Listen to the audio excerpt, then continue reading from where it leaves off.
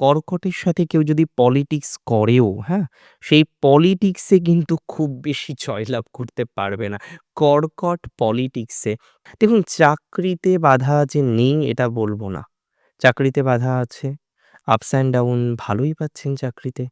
বিভিন্ন রকমের কোথাও যেন গিয়ে আপনি জানেন যে একটা যদি সঠিক লোন পাওয়া যায় তাহলে আপনার প্রচুর প্রবলেম হয়তো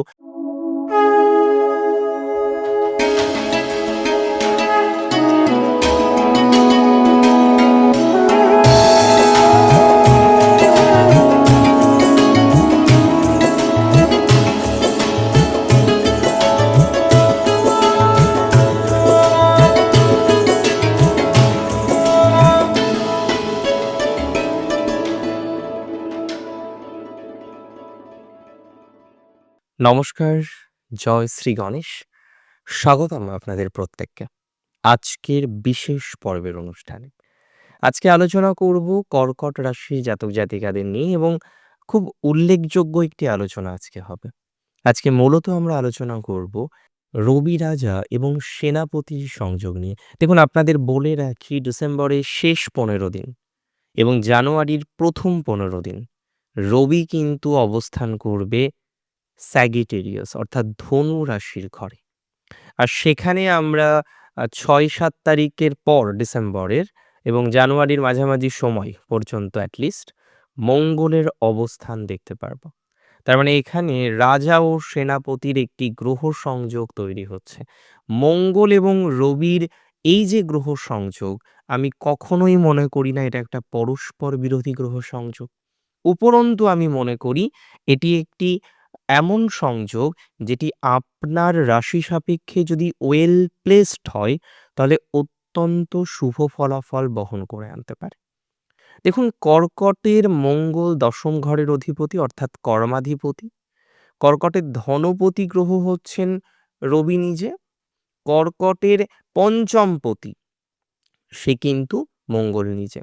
তাহলে পঞ্চমপতি এবং দশমপতি অবস্থান করছেন ষষ্ঠে অর্থাৎ উপচয়ে। প্র্যাকটিক্যালি বলতে গেলে উপচয়ে মঙ্গল ভালো ফল দেয়। কর্কট রাশির জাতক জাতিকাদের আমরা এর আগে দেখেছি যেহেতু রাহু অষ্টমে এবং অষ্টমে রাহু মানে র‍্যান্ডম প্রবলেম। অষ্টমে রাহু মানে নানা রকমের জটিলতার মধ্যে দিয়ে আপনাকে কন্টিনিউ করতে হচ্ছে। অষ্টমে রাহু মানে আপনার মেন্টাল প্রেশার প্রচুর পরিমাণে বর্তমানে কন্টিনিউ হচ্ছে। আপনি কোনো না কোনোভাবে মেন্টাল প্রেশার থেকে নিজেকে বের করে আনতে পারছেন না। দেখুন আমি সিম্পলভাবে আপনাকে বলি, এই যে ট্রানজিট প্রথমত আপনার শত্রু জয়ের ট্রানজিট। বহু কর্কট রাশির জাতক জাতিকাদের শত্রু আছে, গৃহজ শত্রু, বাড়ির শত্রুই প্রধান। এই যে বাড়ির শত্রু থেকে কোনো না কোনোভাবে আপনি নিজেকে পজিটিভ একটা ভাইবসে নিয়ে আসতে পারছেন না। বাড়ির শত্রু থেকে আপনার কনস্ট্যান্টলি নানা রকমের সমস্যা বা প্রবলেম তৈরি হয়ে যাচ্ছে। আমি মনে করি গৃহজ যে শত্রুতা, বাড়ির যে শত্রুতা currently that you are facing, আপনি মনে করছেন যে আছে, আপনি ভয় পাচ্ছেন, আপনি বিষয়টা নিয়ে এক কথায় যদি বলি চিন্তিত। এটা নয় অনেক চিন্তিত, বাট আপনি চিন্তিত। আপনি বিষয়টা নিয়ে ভাবছেন বা কোনো একটা জায়গায় গিয়ে দিন শেষে ভাবতে বাধ্য হচ্ছেন।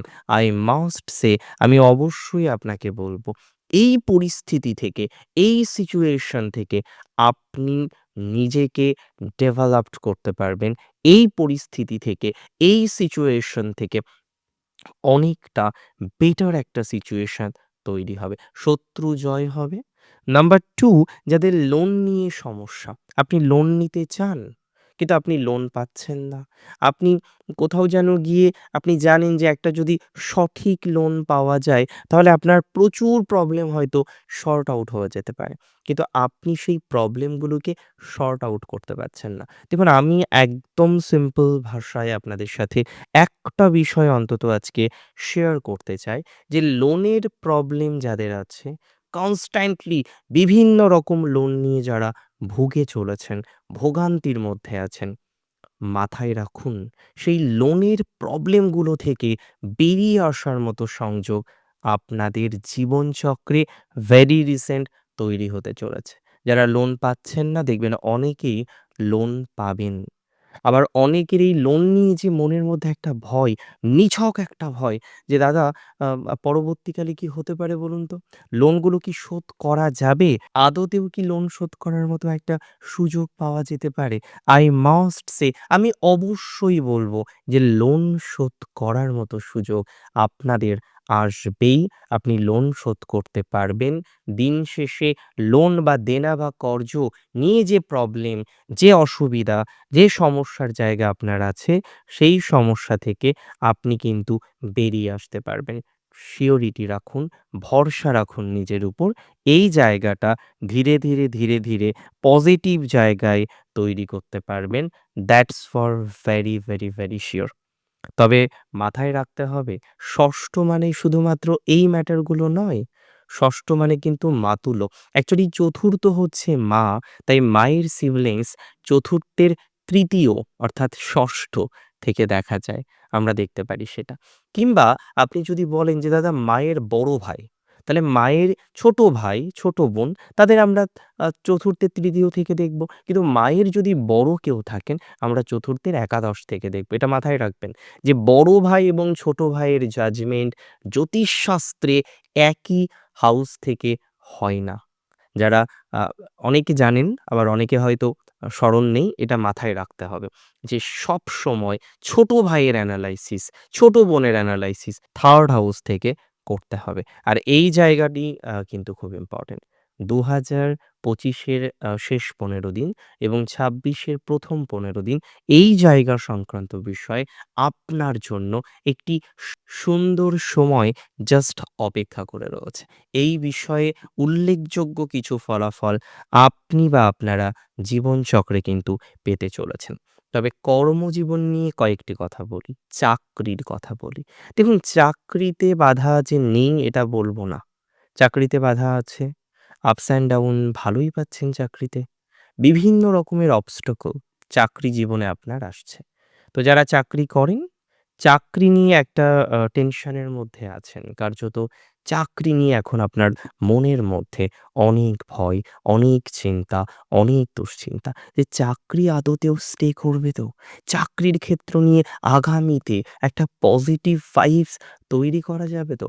I must say আমি অবশ্যই বলব যারা চাকরি নিয়ে ভয় পাচ্ছেন, গভর্নমেন্ট জবের জন্য যারা ট্রাই করছেন, পাচ্ছেন না বলে আপনার মধ্যে ভীতি, পাচ্ছেন না বলে আপনার মধ্যে যন্ত্রণা, পাচ্ছেন না বলে আপনার মধ্যে হাজার রকমের নেগেটিভিটি তৈরি হয়ে যাচ্ছে। I must say যে তাদের চাকরি সংক্রান্ত বিষয়ে অনেকটাই উল্লেখযোগ্য ফলাফল আসতে চলেছে। চাকরির জায়গাটা আল্টিমেটলি আপনার জন্য ভালো।